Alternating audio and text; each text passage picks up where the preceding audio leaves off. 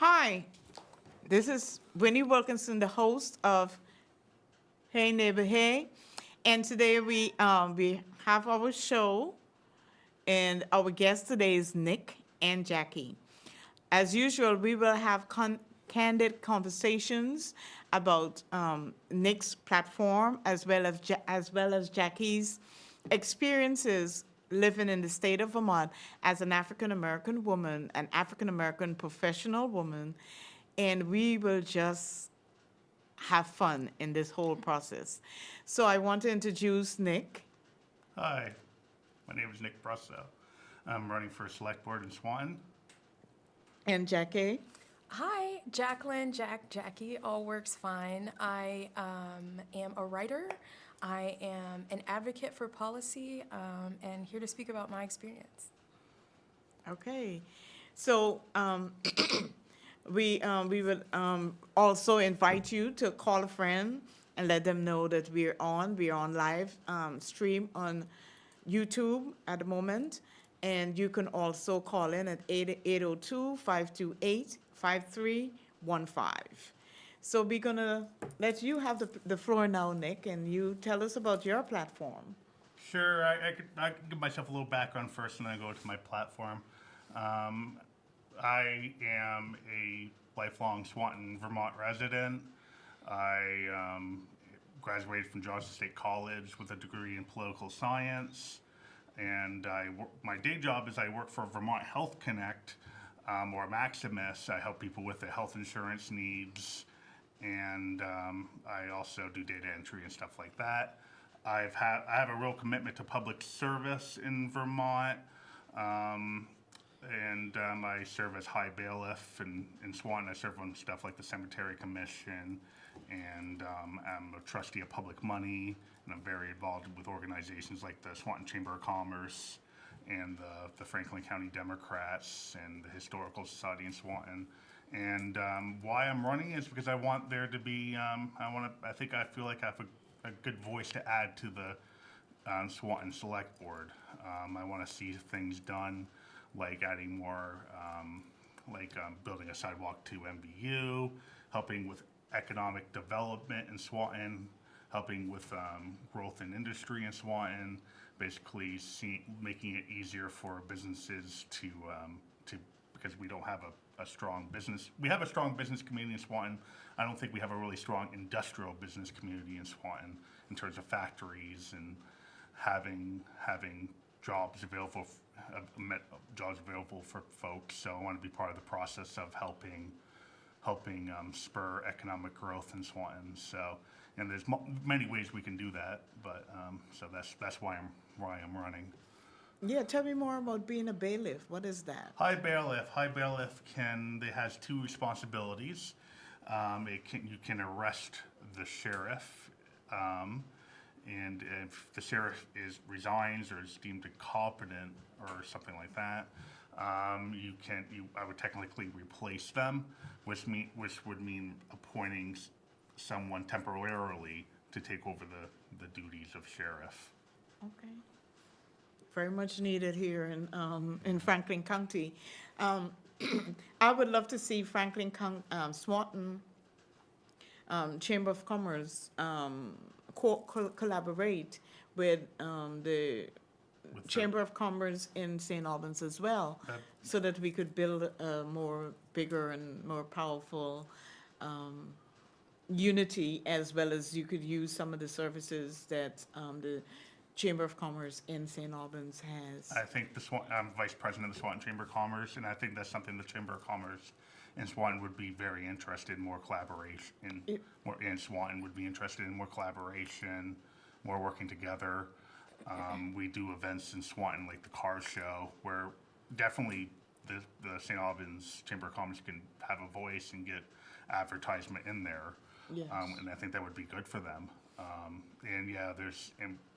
I think the Swanton Chamber of Commerce is trying to find a message. Is trying to find a role in the community, more of a role in the community. And I think that'd be a good way to do so. Yeah, and the person that is in charge now of the Chamber of Commerce is Mr. Carl Watson, Jr., and you could always contact him so that they could have the meeting of the minds and could move forward. So that is a good thing. And Jackie? Hi. Hi. Yeah, so I think today mostly what I'll talk about, I just want to start out with who I am, and then I'll go to what I do, because I think that's really relevant to everything that's going on right now. So my name is Jacqueline Posley. I'm originally from Mississippi, a part of a long lineage of Mississippians. I moved to Vermont in 2018 as a part of a program created by both our legislators and supported by the governor at the time, called Stay to Stay. It was not the $10,000 program where people got $10,000 to come here. I got $0 and 0 cents, but I really got a new opportunity of a new life, new independence, away from my family and away from everything that I knew, to come here and try and have a new life in Vermont.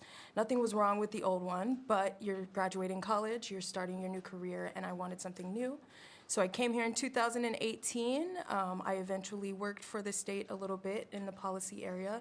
It's really where I learned most of what I know about navigating the legislature, especially for underrepresented people here in Vermont.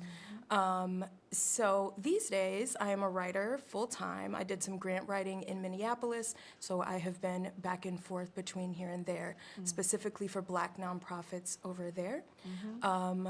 I am here pretty much full-time at this time. My partner got a little sick. He's much better now, but there was no place I'd rather be. So it brought me back, and I said, what am I going to do now that I'm back? And so I have written a piece called My Last Plea as a Black Vermonter. That is, as I was kind of leaving, just kind of me taking an exhale before I left Vermont, and just kind of lining up the ways that change could come systemically here in Vermont.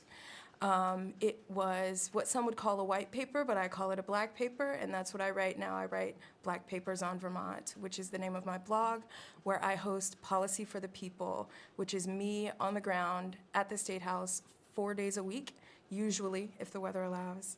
And I am writing legislative updates. I write it in English and then translate it into 4 languages, but I hope to grow it next year, 10 languages plus video with American Sign Language and Black American Sign Language. Yes, yes, that is so needed. And my experiences in the state of Vermont as well is that we have to have systemic reform. Yeah, absolutely. Moving in any direction, because when these laws were written, these legislations were written, we were not at the table, we were not in mind. And I find it very hard that now that we have to live by laws that didn't even, that didn't respect us then and definitely don't respect us now. Absolutely. No, I think that there's a connection there, right? There are those laws that were formed in the past, did not consider us. Perhaps at the time they were written, the American Constitution didn't even consider us, because there was a law that had to make that happen. And so there's also the active piece happening right now, and that's really where I come in. I don't really necessarily call myself a lobbyist. Instead, a lobbyist really protects their own relationships with legislators, and I don't have time for that. I've been there and I've done that. So what I'm actually trying to do is connect constituents in marginalized communities directly with legislators. And if I do that, that community won't need a lobbyist at all. They'll be able to talk directly to their legislators. And that's really what needs to happen. And so it's carving pathways, right? With my daily updates, with social media, with video, with more accessibility. It's carving the way for people to understand what a public hearing is and how they can voice their opinion, how to contact their legislators, and so forth. So that's really the mission. And I think big companies, this is what I know, this is not what I think. Large companies and large organizations who have a lot of money can pay very good lobbyists to fight their fight. I have watched those causes that do not have a lobbyist die, and they're worthy causes in the State House. No one is paying for those individuals, to represent those individuals who cannot pay themselves. And so really that's what I'm doing. That is a noble work. Oh, thank you very much. That is a noble work, because I believe that knowledge is power. Yes. And numbers as well. Yeah. We are not represented in the State House, both in the legislators as well as the senators. Right. And I'm only going to give you from my perspective. I believe because we don't have the numbers, the marginalized community is underrepresented when it comes to getting something done. Right. However, when they're looking for funding, you always see, because of the marginalized community, we need this funding. And I'm like, oh, well, what did you do for the marginalized community Sure. lately?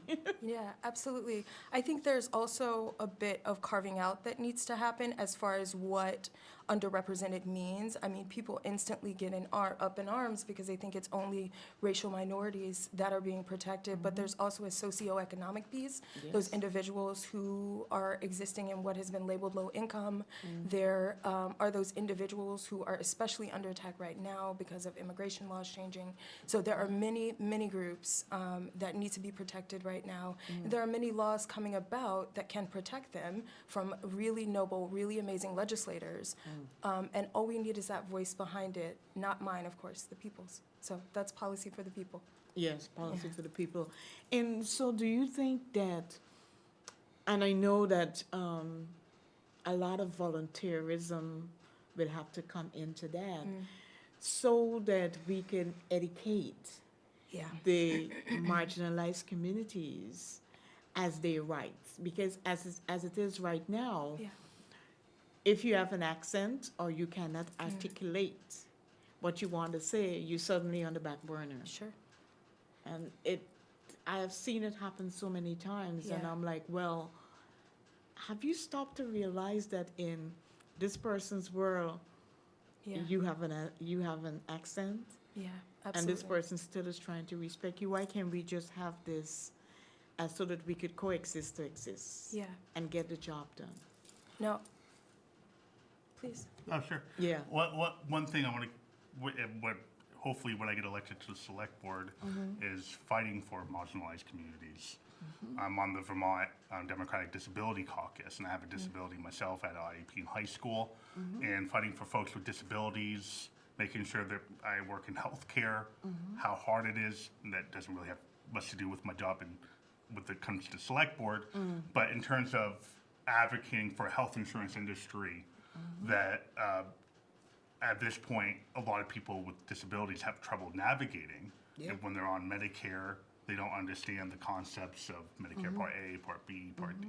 It's confusing. I don't think there's enough resources there for folks to use.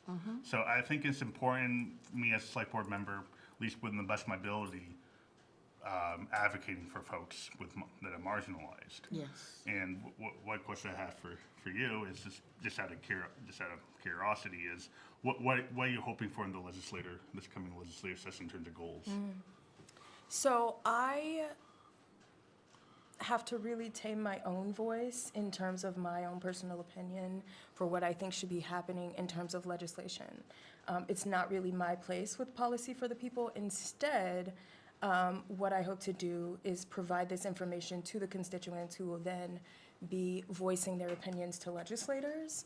But things I'm hoping for, I wrote my last plea as a Black Vermonter when I was leaving here, heading to Minneapolis, begging specifically the legislature to consider equity, which is a strong word these days, but to consider their marginalized and underrepresented constituents as they create policy, as they do, and I lined up the ways that they could do this based on other cities, based on other states, based on places in similar size and demographics. So really, if I had one goal, that the change that I hope will come, and I'm not the only one fighting for this. There's an Office of Racial Equity. I want to mention Susanna and the work that they're doing. There are equity assessments that will happen on that end. So I do want to give respect there. But I want more of that. And I want more of that as the legislation is happening right now.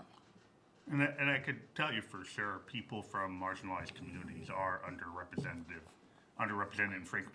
I don't know about the state as a whole. I'm not an expert on it, but I know for sure from personal experience in Franklin County, Yeah. there definitely are underrepresented. Yeah. There's not when you look at select boards in Yes. town and city councils. There's not a lot of people from marginalized communities, and that's wrong. And that should be changed. Absolutely. And It's- more people should be encouraged to run. Right, encouraged, because one person was here, and he tried to get involved in things that happen here in St. Albans. And his first interaction, when he first came here, they bought a house, they had a pool or whatever. The cops were called to the house next door. Some reason the cop went to his house. They didn't even sleep a night in their home. And when the cop saw him at this place that they bought, for his first interaction was not good in terms of feeling welcome, feeling part of. And from that one perception, he was very assertive in what he had to say. And that was turn off to some people, because some people are not accustomed with us being assertive. And so even if you come and you try to be part of, there's always this pushback because of personal biases and personal perception. And hence, there's a us and them. When it comes to policy, when it comes to needing a grant, then it's we.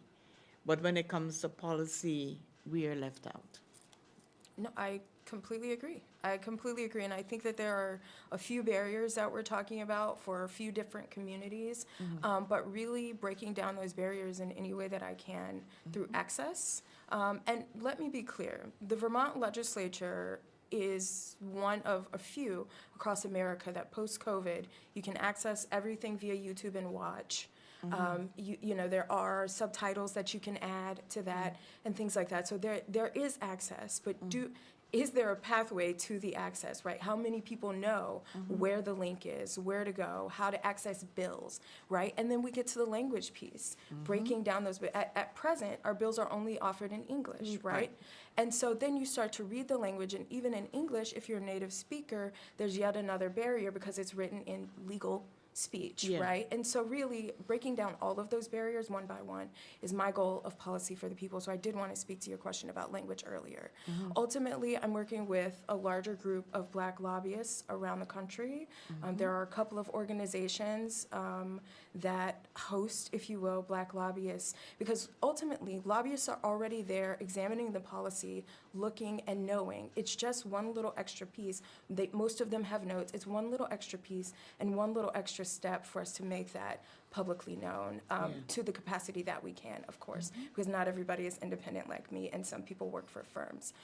But my point being, grouping us together, this will be a national effort over the next 5 years. Yes, yes. And a topic that I would like also to hear your perspective of, for example, we have in the state of Vermont, which I'm sure you're aware of, is the Human Rights Commission that is there supposedly for the marginalized community.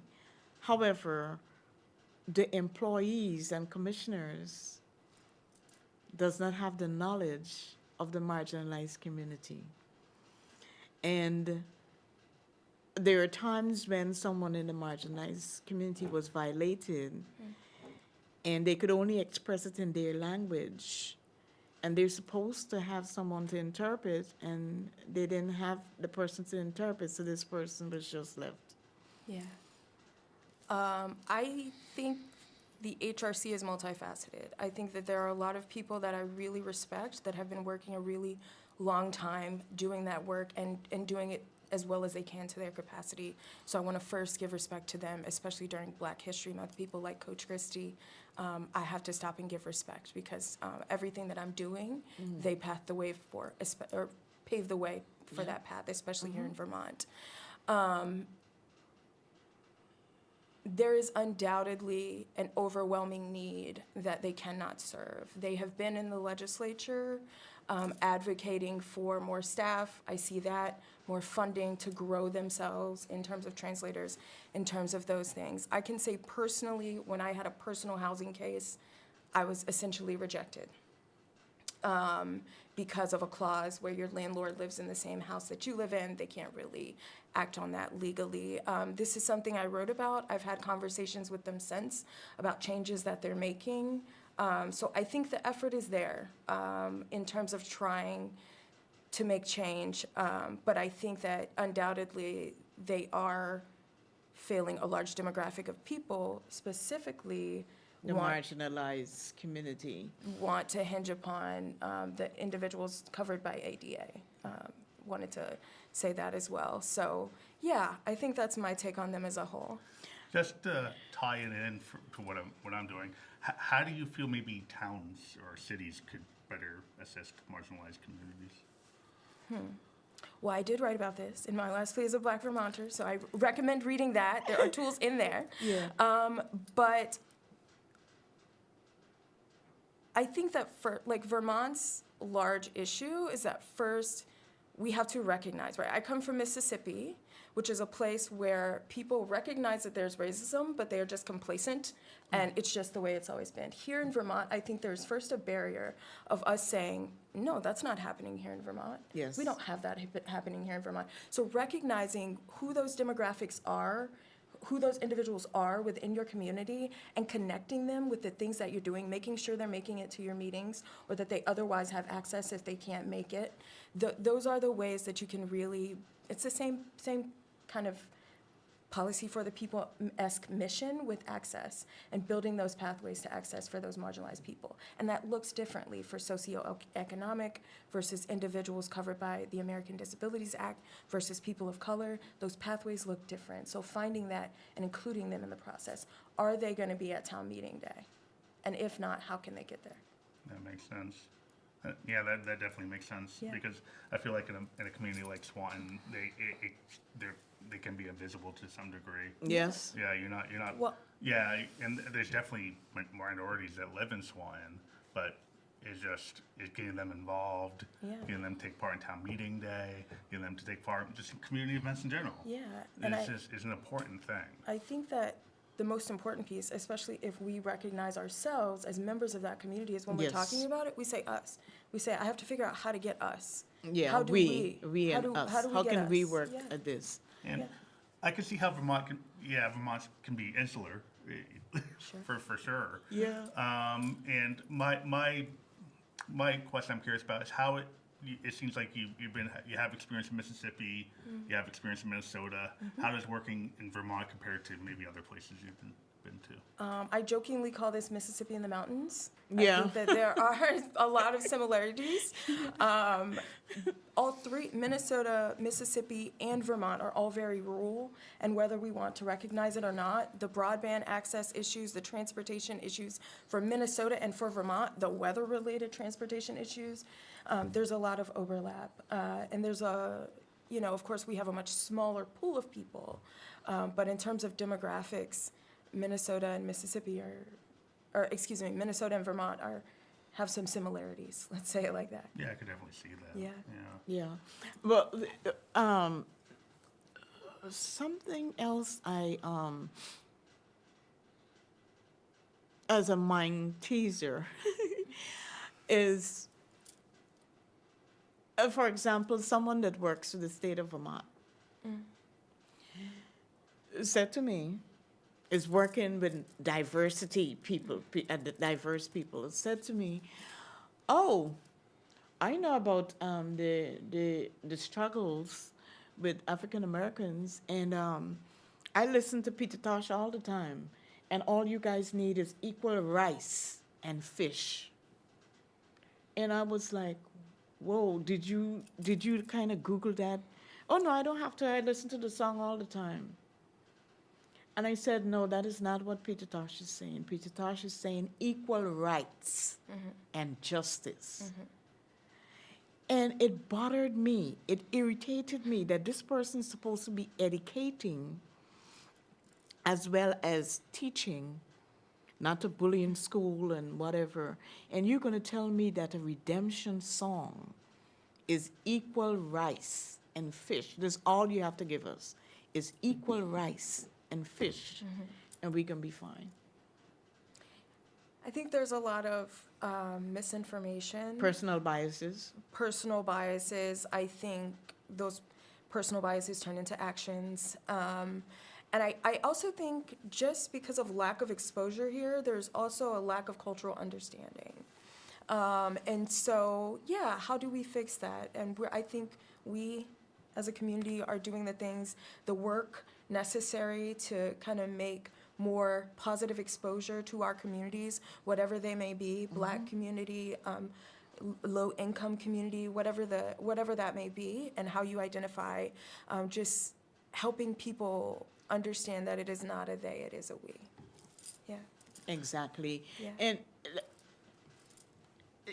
like certain organizations that's supposed to be working with a marginalized community, when you ask for a demographic statistic, because, working from Citibank back in the days, and so how we will market to certain people in certain communities, we look at how many accounts we have in that area.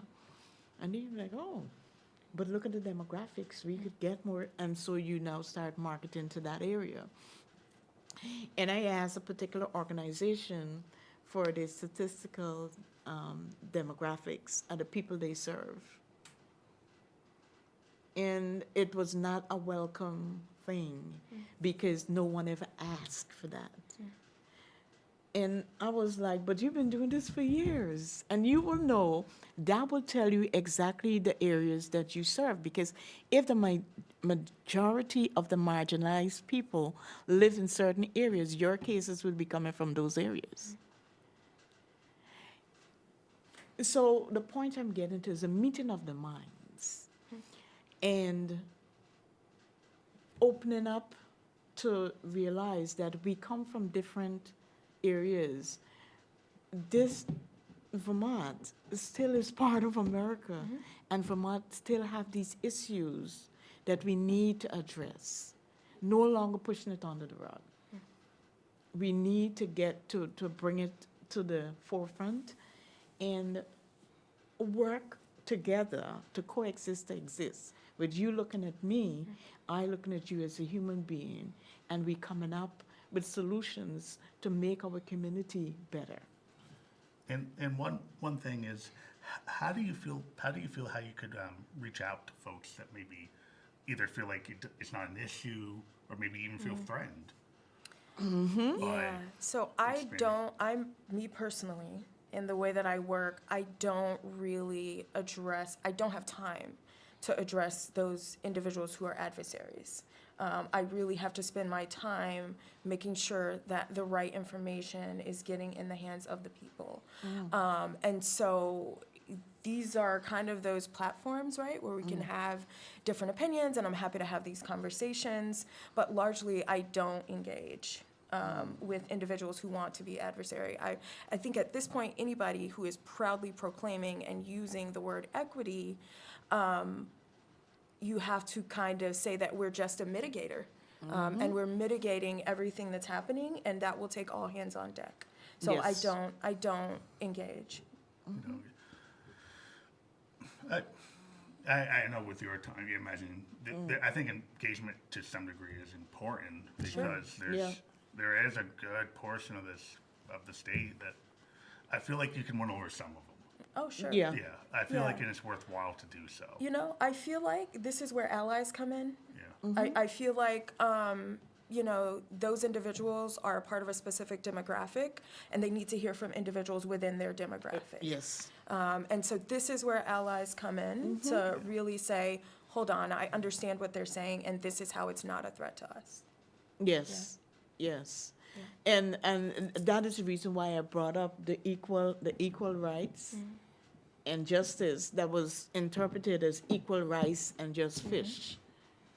You come into a community and you're supposed to be, you wear a state badge, and you're supposed to be of authority, and you open your mouth and you say something like that, and people start going through the door, it's your perception that you just insulted a whole group of people, Yeah. and they don't want to hear from you anymore. So there you go, and this was an interesting conversation. We touched on some dynamic topics. Thank you, Nick. Thank you, Jackie. And again, if you want to continue this conversation, you could always reach out to our YouTube live video. It's going, and we can talk more about this. But if we have conversations, you will get to understand more about another culture, a different dynamic, as well as a different demographic of all of us that live in the state of Vermont. One love. Peace out.